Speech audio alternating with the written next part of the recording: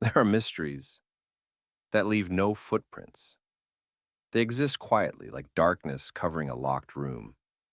And whenever someone dares to open that door, what awaits is not light, but a cold abyss filled with questions that will never be answered.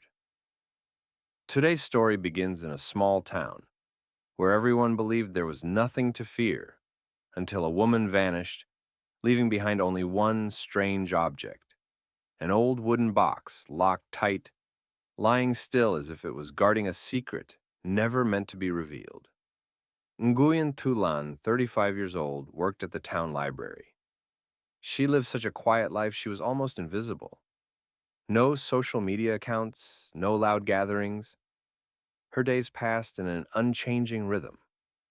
Mornings at the library, afternoons returning to her small house at the end of a peaceful street, evenings spent reading or caring for a small potted plant on her windowsill. To her neighbors, Lan was the image of a calm, ordinary life. But sometimes, calmness is just a thin mist hiding something very different beneath. On November 17th, it rained and the air was cold. The library called Lan when she didn't show up for work and hadn't called in sick. Her phone didn't ring, her messages went unanswered. A worried colleague stopped by her house. The front door was ajar, and inside, it was so quiet that the sound of raindrops dripping from the eaves could be heard. On the living room table sat a cup of tea, still steaming, the vapor hanging in the air like it was trapped in place. But Lan was nowhere to be found. Police were called. They searched for signs of forced entry. Nothing. Windows and doors intact. No bloodstains, no strange footprints. Only one thing stood out: a wooden box, placed neatly in the center of the table. It didn't belong to any of Lan's belongings, at least not according to friends and family. The box measured about 30 centimeters long, 15 centimeters wide, made of dark wood, its surface carved with strange symbols in an unknown script. The iron lock was rusty but sturdy, enough to keep anyone from opening it. On one side was a deep scratch, as if someone had tried prying it open but failed. News of her disappearance spread quickly. The small town, which rarely saw anything unusual, was suddenly filled with rumors. Some said it was a family heirloom containing something that could destroy a family's reputation. Others believed it held evidence of a long-buried murder. An elderly man living on the edge of town claimed to have seen Lan carrying the box from an abandoned house just a week before she vanished. That house once belonged to a family who disappeared without a trace over 20 years ago. The box stirred both curiosity and fear.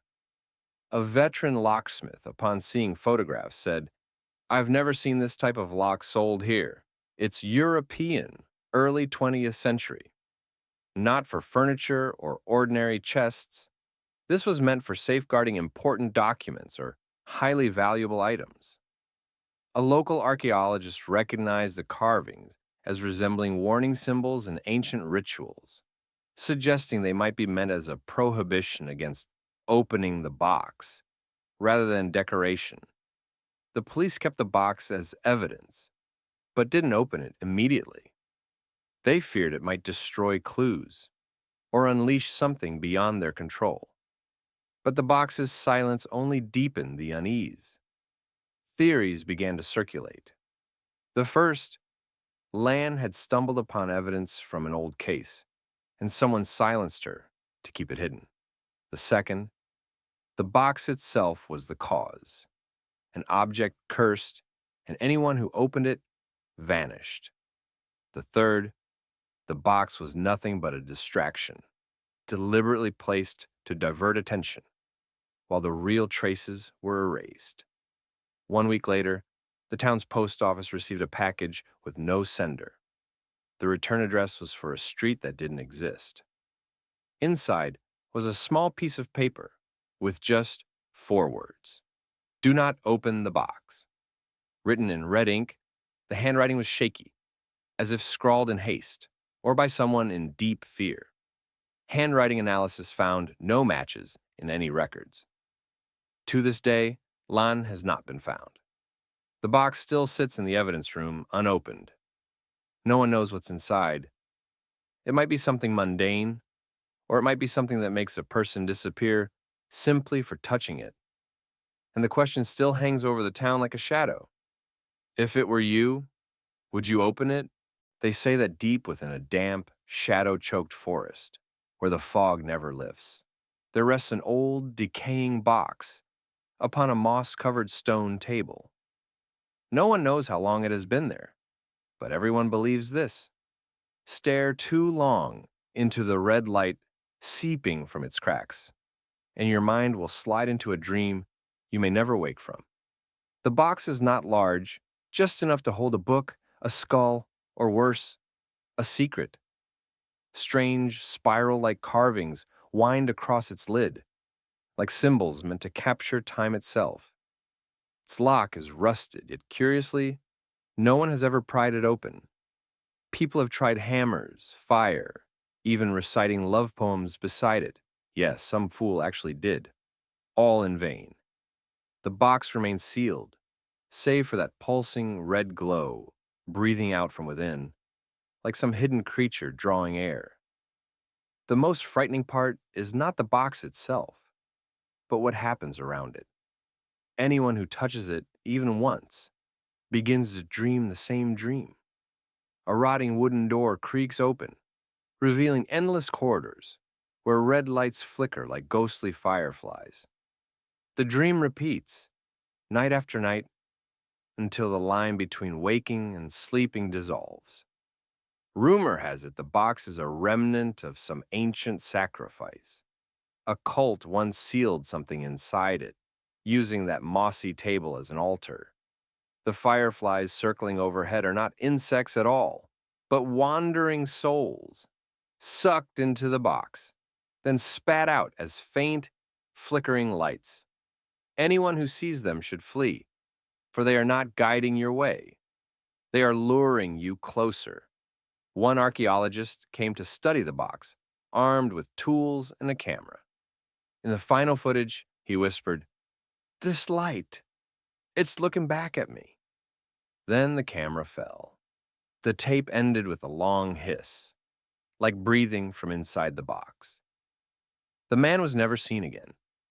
The nearby village, of course, remained unbothered. They were used to strangers wandering in and never returning. One opportunist even tried setting up a stall. View the box for 5 coins. Photos for 3. No refunds if you vanish. A brilliant business plan, though customer retention was predictably poor.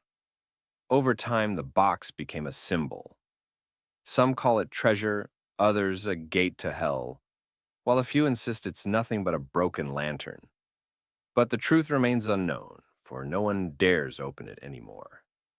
And the terrifying part is this. The box seems to be waiting. Like a cat stalking prey, it doesn't rush. It knows someone someday will give in to curiosity. At night, the sight is unbearable. The stone table, soaked in dew, glimmers faint green under the moss. The surrounding trees twist into grotesque silhouettes. Shadows thicken. Only the red crack of light still breathes steadily, and the ghostly fireflies whirl above in a mocking dance. They say if you linger too long, you'll hear faint knocking from inside. 3 taps, a pause, 3 taps again. Like a heartbeat. Like something awakening. One man once tried to run when the knocking began. But no matter how far he fled, he always returned to the stone table. Again and again, until he collapsed before the box, staring wide-eyed at the crimson glow. When he was finally found, his mind had broken. He could only whisper one phrase over and over, "It knows my name." The box remains, waiting, and the curious keep coming. Perhaps the true horror lies not within the box at all, but within us. Humanity never stops being curious.